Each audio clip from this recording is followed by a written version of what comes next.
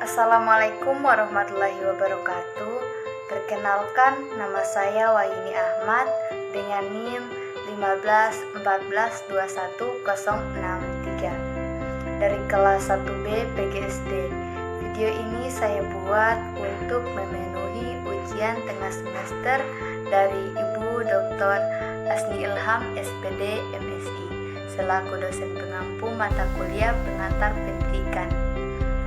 Pertanyaan pertama yaitu dalam teori pendidikan hakikat manusia dibedakan dalam 4 dimensi kemanusiaan.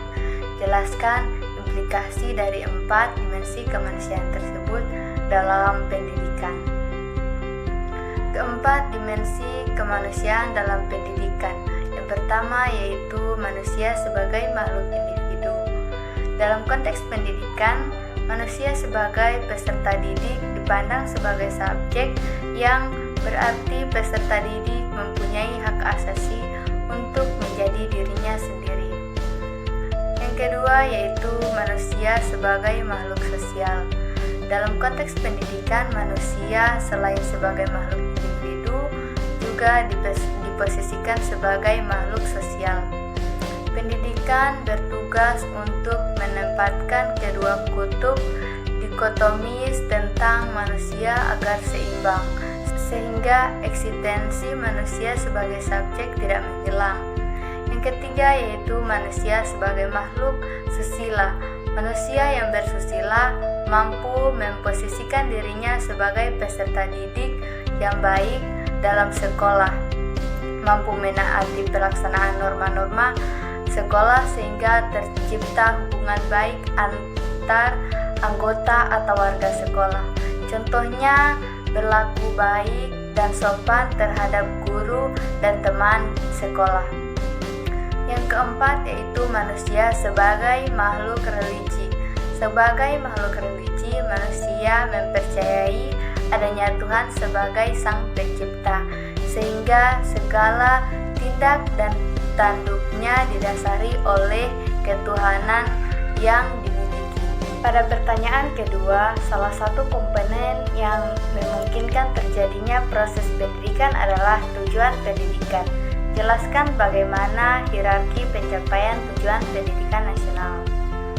Pada dasarnya, tujuan pendidikan nasional yaitu suatu tujuan pendidikan yang ingin dicapai pada tingkat nasional.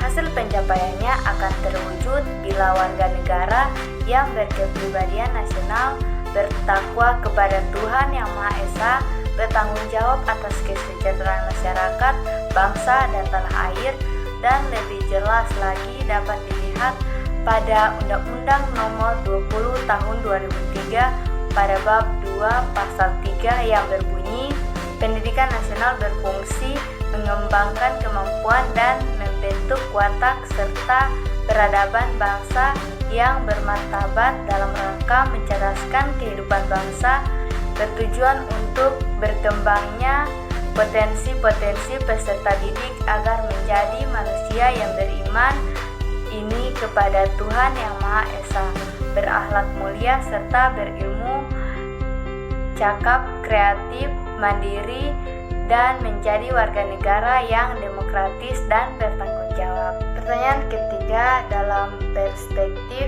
psikologi pendidikan, peran guru sebagai pendidik dan pengajar amat penting. Jelaskan peran tersebut, berikan analisisnya.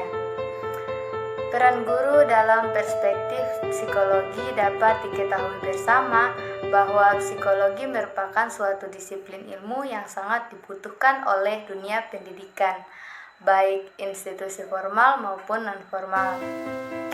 Peranan dan pengetahuan psikologi sangat diperlukan bagi pendidik, yaitu untuk mengetahui dan menghadapi peserta didik yang unik dilihat dari segi karakteristik perilaku, kepribadian, sikap, minat, motivasi, pengetahuan, persepsi, daya pikir, inteligensi, fantasi, dan berbagai aspek psikologi lainnya yang berbeda antara peserta didik yang satu dengan peserta didik yang lain. Psikologi perkembangan dan pendidikan sebagai model dasar bagi para calon guru dan para guru dalam melakukan proses pembelajaran kepada peserta didik di kelas, karena substansi ini ialah mencakup kajian tentang latar belakang pentingnya psikologi dalam pendidikan, pengertian psikologi pendidikan, dan ruang lingkup psikologi pendidikan. Gejala atau aktivitas umum, jiwa manusia, kepribadian, inteligensi, dan bakat peserta didik. Perkembangan anak dan perkembangan remaja sebagai subjek didik, belajar, dan permasalahannya. Teori belajar, interaksi belajar mengajar di kelas, dan permasalahannya. Keterkaitan perilaku guru terhadap dinamika kelas, pembinaan disiplin di dalam kelas, motivasi belajar dan permasalahannya, strategi belajar mengajar, manajemen kelas untuk interaksi belajar mengajar, dari masalah-masalah khusus dalam pendidikan dan pengajaran, peranan psikologi pendidikan bagi pendidik.